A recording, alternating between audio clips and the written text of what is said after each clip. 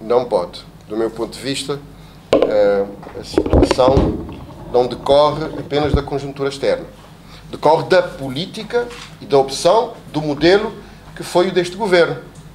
Este governo não se aplicou em fazer políticas que induzissem um crescimento robusto com geração de emprego. Preferiu política de se endividar para investir em infraestruturas sem programação, infraestruturas sem retorno económico curto ou a médio prazo, e, portanto, fiando-se numa almofada. Nós estivemos a viver, ao longo de todos esses anos, por opção política expressa, acima das nossas possibilidades.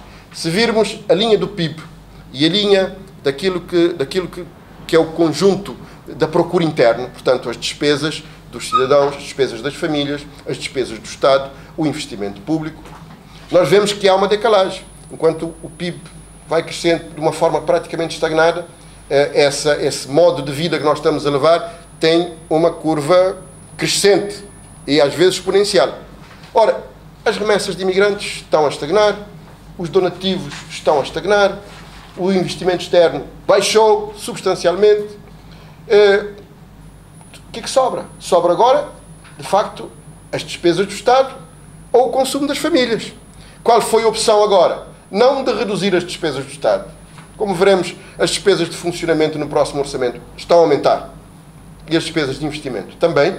Portanto, há que ir ao que sobra, o consumo das famílias. Como? Através dos impostos. As famílias vão de facto, suportar um fardo, porque elas consomem água, consomem eletricidade, usam comunicações, deslocam-se e, portanto, tudo isso vai passar a pesar muitíssimo mais enfim, naquilo que é o erário das famílias e que é o custo de vida das famílias. Portanto, é uma opção. É uma opção. Portanto, a crise internacional afeta-nos, sim, porque nos colocamos na sua dependência. Colocamos na dependência dos donativos, colocamos na dependência dos créditos concessionais e colocamos na dependência das remessas de imigrantes. Isto, a crise internacional reduziu a quase zero. E, portanto, estamos a sofrer as consequências. Mas a opção foi nossa. Em vez de utilizarmos aquilo que obtivemos, investir de forma que a capacidade produtiva do país, o seu tecido empresarial, de facto ganhasse consistência. Portanto, em vez de apostarmos na sustentabilidade da nossa economia, quisemos continuar a viver de mão estendida. E o resultado é esse. Não foi por falta de alerta. Há vários anos que eu alerto para esta situação. E agora ela está a verificar-se. Disse que eu era um catastrofista. Que eu dizia e continuo a dizer que estamos à beira do abismo. Eu acho que a realidade me está a dar razão.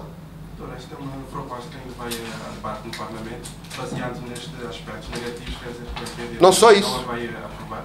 Não só isso. E a aprovação não está garantida. O PCV tem maioria, portanto está garantida. Nós vamos defender a nossa posição. As propostas sobre... Nós vamos defender... Não, claro, vamos ter muitas propostas. Já comecei a dizer ao Sr. Primeiro-Ministro. Nós estamos contra o investimento na cidade administrativa. A contrapartida nacional que se vai utilizar para a cidade administrativa deve ser desviada para outras coisas. Por exemplo, ontem eu disse para a Justiça. Opções são essas. Vamos ter muitas propostas. Agora, o problema neste momento não é esse. O problema é o orçamento que foi apresentado. E essas coisas são gravosas para as pessoas, para as famílias e para as empresas, para a economia. Optou-se pelas finanças, deixando-se ao abandono a economia cabo-verdiana. É isso. Mas é a economia que gera emprego.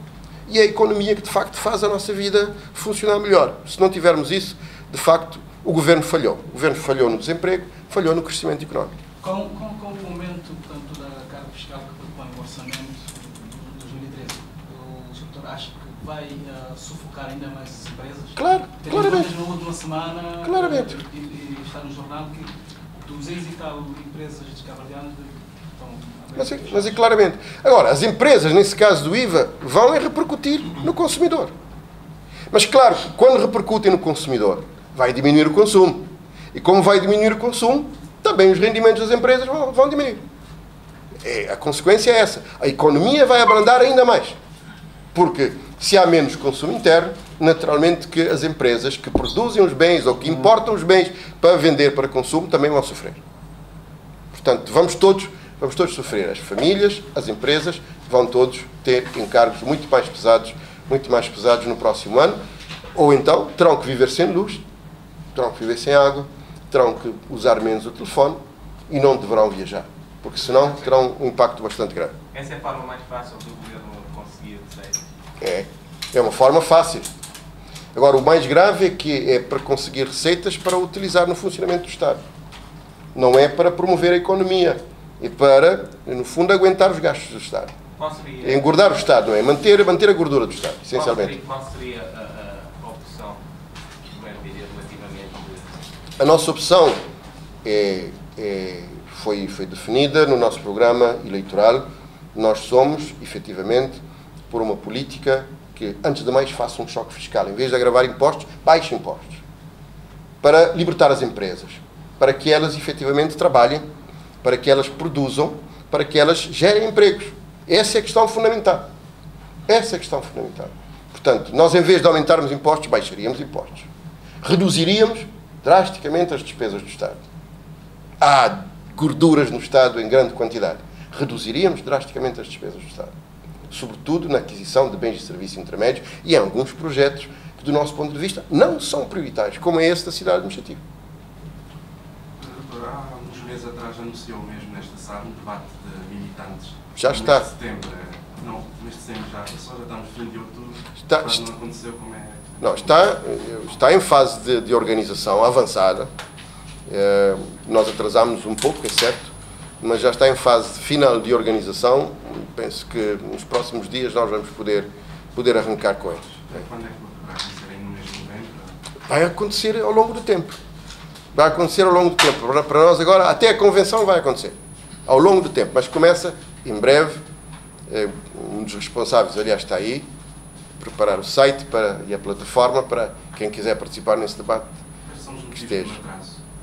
São vários. A organização desse tipo de debate não é fácil. Depois, muita gente interessada, muitos temas interessantes propostos. Portanto, é preciso, sobretudo, naquele pilar que é o pilar das soluções para o país, nós vamos ter mais de 60 comunicações, papers, para serem lançados ao debate e, portanto, isso originou algum atraso.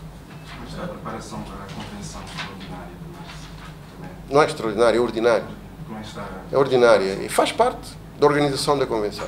Porque, paralelamente a isso, nós temos também um processo de organização da logística do recenseamento e da preparação das eleições internas e está a decorrer normalmente. Em relação ao turismo, o MPD tem alguma proposta diferente do governo?